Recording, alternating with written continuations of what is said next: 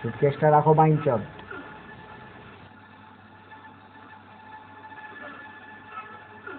থাপাতে যাওনি কেন?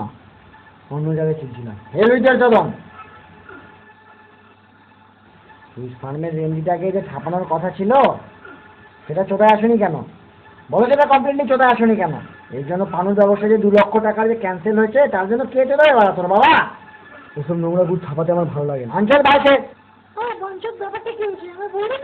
তুমি চুদিও না, তুমি একবার না চুষতে পারো না।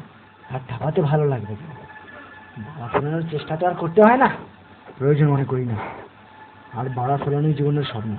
ওরে বাল, তাই বুঝি এখন এখানে খেচিয়ে বেড়াও, তাই গুদের গন্ধটা গায়ে লাগে না। গুড মান এখানে কি ছিল?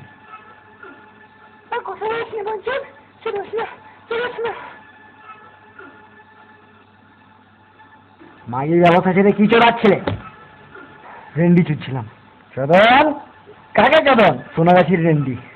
তুমি রেন্ডি চোদো? হ্যাঁ, স্ট্রেঞ্জ। নিজের মাগি ছেড়ে কেউ গুড় খাওয়াতে পারে, এটা আমার জানা ছিল না। ওকে রাইনচোদ আমার ছেলে বলে পরিচয় দিতে লজ্জা করছে। কি বলছেন বাবা? হ্যাঁ হ্যাঁ রাইনচোদ, সাড়ে কয়েকটা নোংরা রান্ডাল ছিনাই ছাড়া কেউ চড়তে পারে না। চোদন সম্বন্ধে এই ধারণা আপনার ভুল। হ্যাঁ বাবা ভুল, সারা জীবনটা কন্ডম পরে চুদেই কাটিয়ে দিয়েছেন। কন্ডম ছাড়া চোদার মতো অকাল আপনার নেই। তা এই কন্ডম পরার লোকে চোদন গিরিয়টি ছেড়ে নিজের এমনি খানা খুলে চোদন সম্বন্ধে বড় বড় কথা বললে ভালো হয় নাকি?